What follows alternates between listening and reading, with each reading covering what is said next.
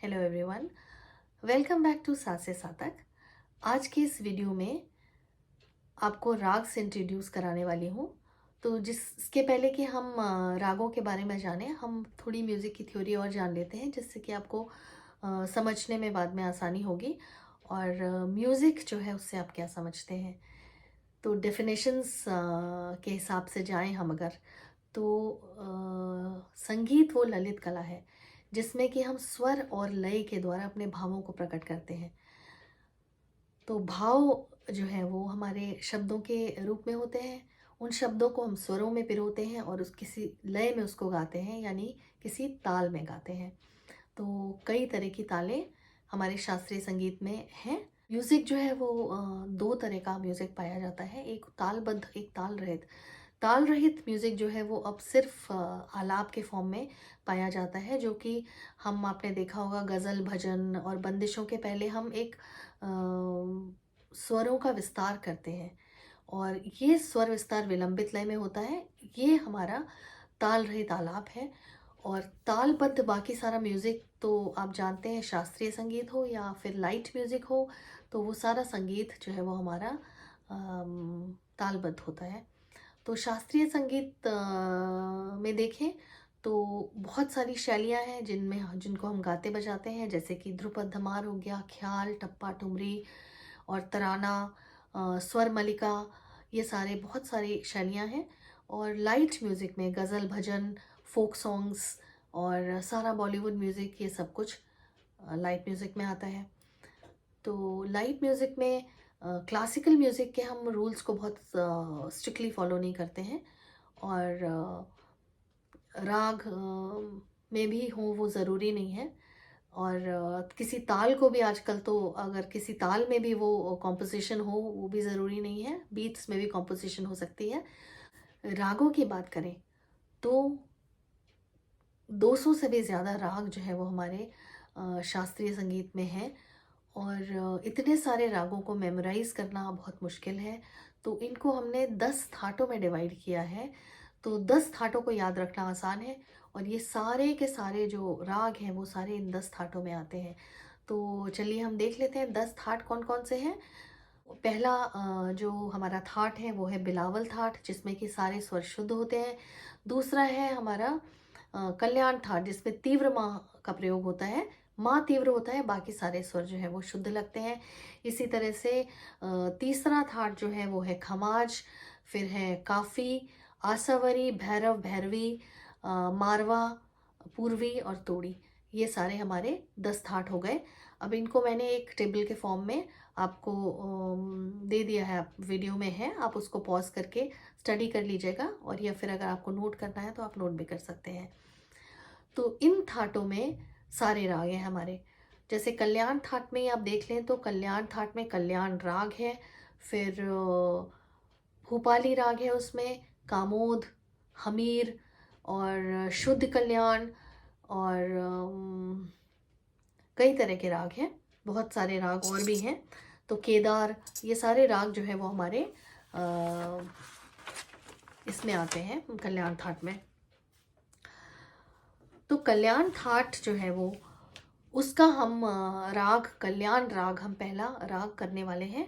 और कल्याण थाट को राग यमन भी कहते हैं। और राग यमन जो है वो बॉलीवुड का बहुत ही फेवरेट राग है, और इसमें बहुत सारे गाने आपको बॉलीवुड के राग कल्याण थाट में मिल जाएंगे या राग कल्याण में मिल जाएंगे। एक और राग होता है राग यमन कल्याण। ये कल्याण राग से अलग है, क्योंकि इसमें माँ का, शुद्ध माँ का भी प्रयोग होता है, थोड़ा बहुत अल्प प्रयोग होता है माँ का। तो ये राग जो है वो यमन कल्याण में है। तो यमन कल्याण में भी आपको बहुत सारे गाने बॉलीवुड के मिल जाएंगे। तो अगर हम अब कल्याण राग की तरफ चलें तो ये कल्याण थाट का राग है। ये इसकी विशेषताएं बता रही हूँ आपको। स्वर इसमें माँ तीव्र यूज होता है, बाकी सारे स्वर जो है वो शुद्ध है। इसमें वादी स्वर गा और संवादी स्वर नी है। अब ये वादी संवादी क्या है? वादी स्वर वो स्वर है जिसका सबसे ज़्यादा प्रयोग होता है बंदिश में, राग में। और संवादी वो है जिसका वादी स्वर से तो कम प्रयोग होता है, लेकिन बाकी सारे स्वरों से ज़्यादा प्रयोग होता है। तो वो हो गए वादी और संवादी स्वर। संपूर्ण जाति का राग है इसमें, क्योंकि सातों स्वर लगते हैं इसीलिए संपूर्ण जाति का राग है। और इसके गाने का समय जो है वो रात्रि का प्रथम प्रहर है। प्रथम प्रहर मतलब 6 से 9 शाम को इसके गाने का टाइम है। तो अब हम इसके आरोह अवरोह की तरफ चलते हैं। भी हम स्केल लगा लेंगे ड्रॉइड में, जो कि मैंने आपको ये आप पहले बताया हुआ है। तो स्केल हमने लगा लिया भी।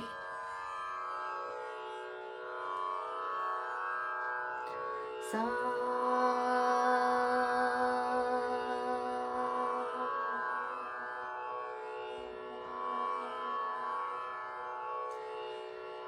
सा रे गा मा। ये तीव्र माँ है। ये माँ जो शुद्ध माँ है उससे थोड़ा सा चढ़ा हुआ होता है।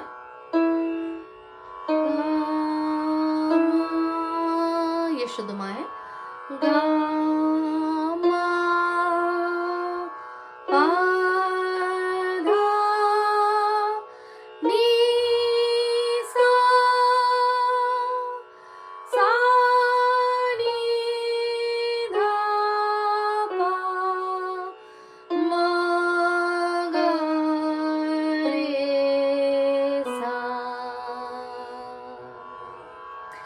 इसका जो आरोह है उसको हम एक दूसरी तरीके से भी गाते हैं। नी रे गा मा धा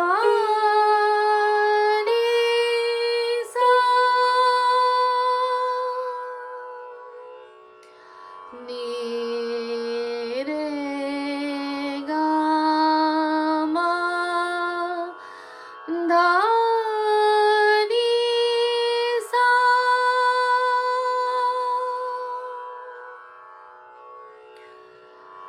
नी रे गा मा धा नी सा। एक बार फिर से गाइए। नी रे गा मा धा नी सा। अवरोह सा नी धा पा मा गा रे सा। अवरोह फिर से गाइए। सा नी धा पा मा गा रे सा।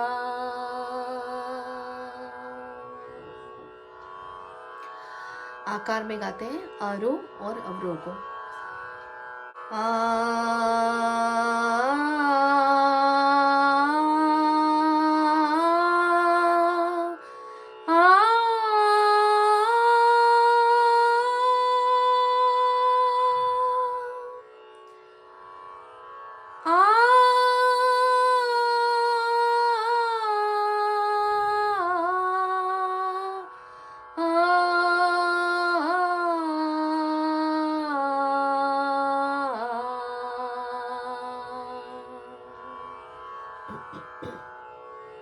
फिर से गाते हैं।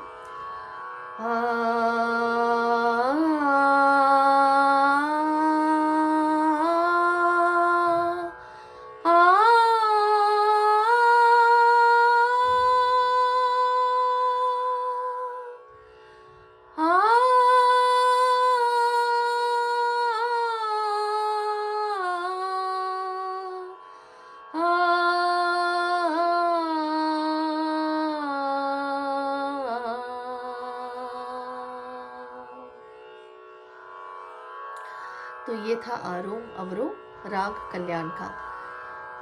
अब चलते हैं हम थोड़े अलंकार करते हैं इसके आरोह अवरोह के।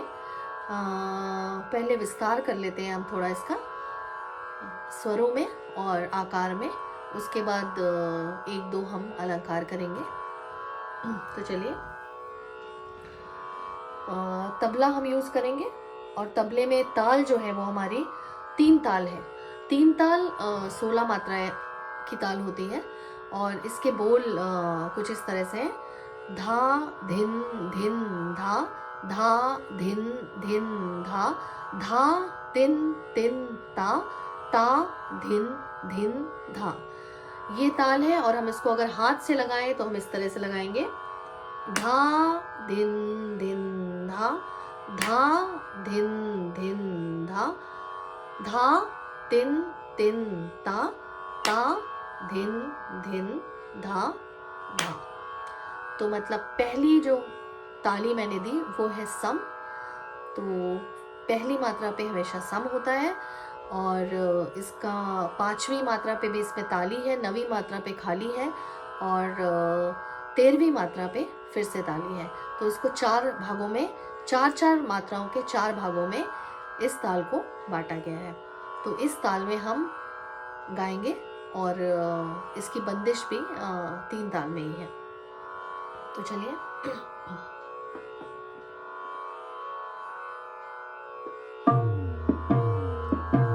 धा धा धिन धिन धा, धा तिन तिन ता, ता धिन धिन धा।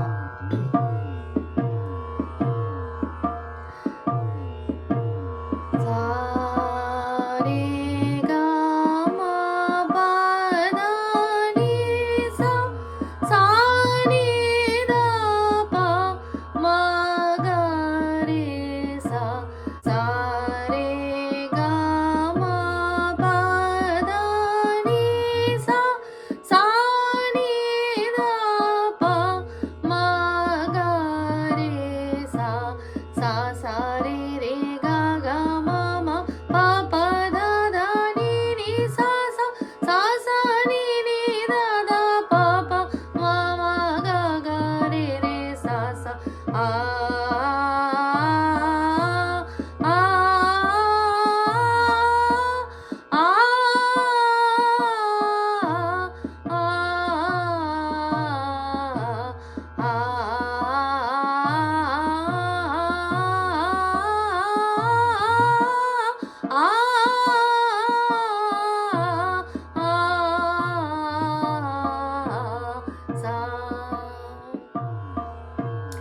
तो ये हमारे 2 अलंकार हो गए और चलिए इसका विस्तार करते हैं स्वरों का। सा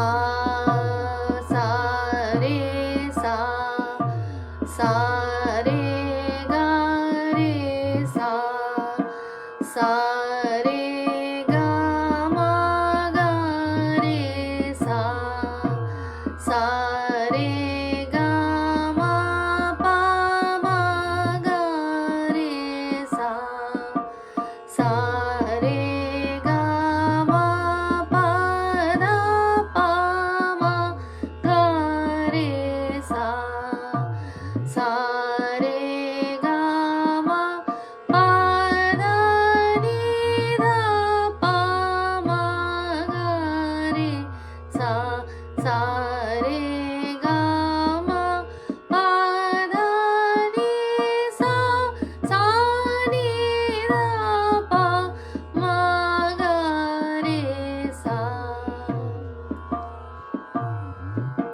फिर से करें एक बार।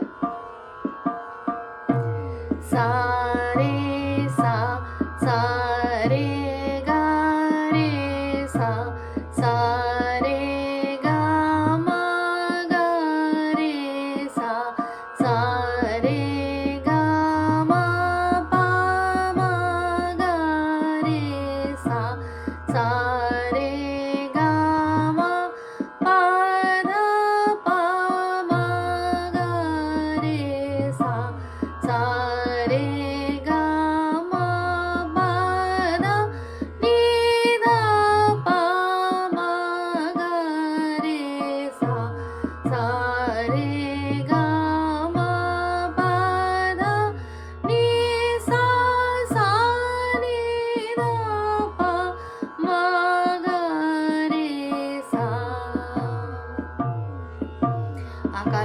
किसी को? आ आ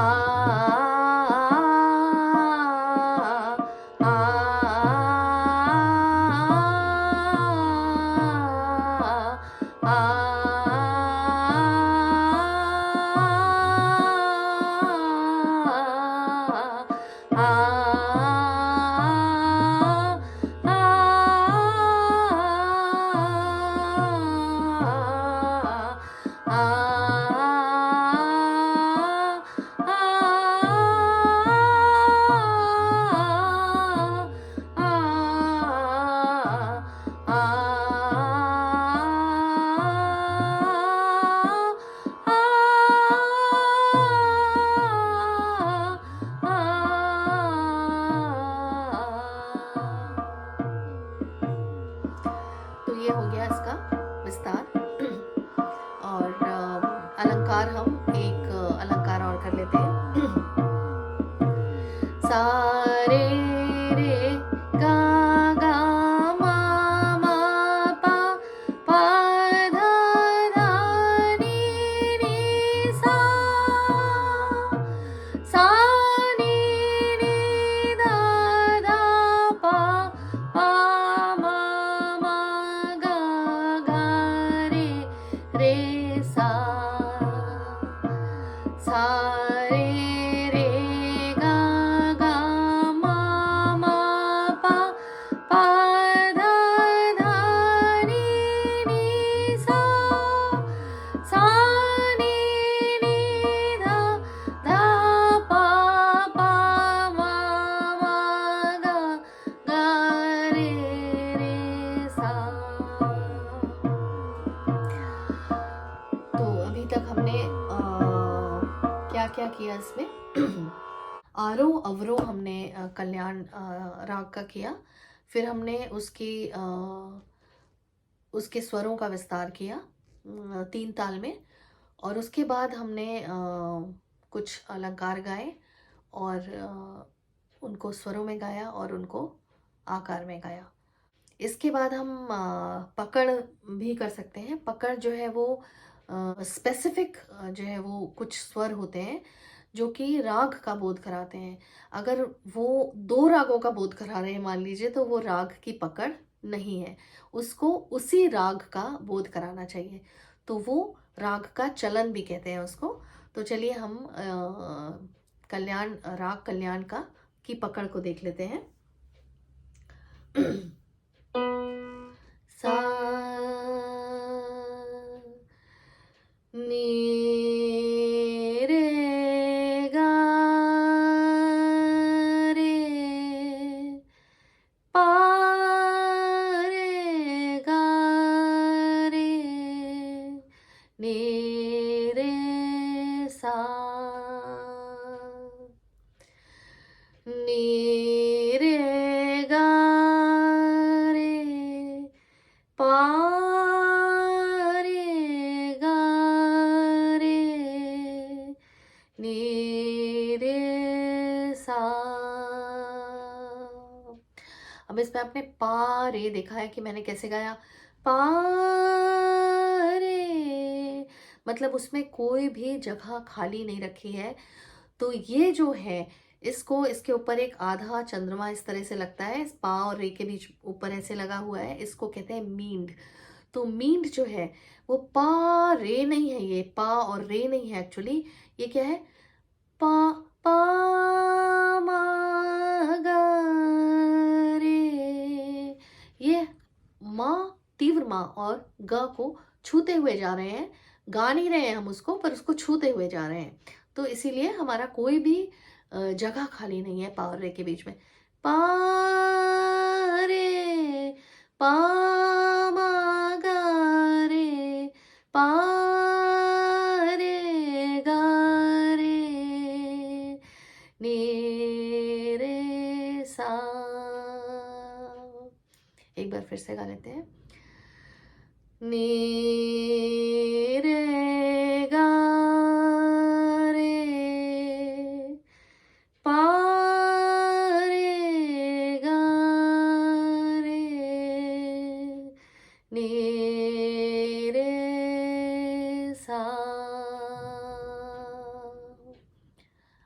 आकार में। आ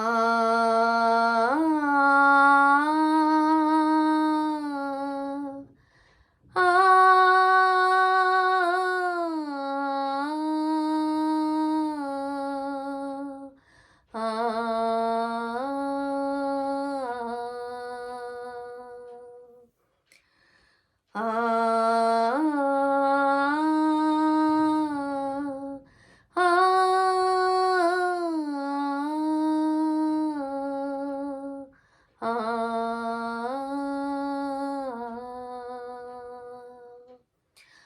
तो ये जो स्वर समुदाय है ये हमें कल्याण राग का बोध कराता है, और ये is very specific to the raga. कोई भी जो गीत या कुछ भी है, जब उसमें ये स्वर आते हैं तो हमें पता चल जाता है ये कल्याण राग पे बेस्ड है। तो इस तरह से हम यहीं पे आज का जो ये ट्यूटोरियल है ये हम ख़त्म करते हैं, और नेक्स्ट क्लास में हम बंदिश लेंगे और स्वरों में करेंगे। उसके बाद हम उसको शब्दों में करेंगे, और उसकी कुछ ताने और कुछ आलाप हम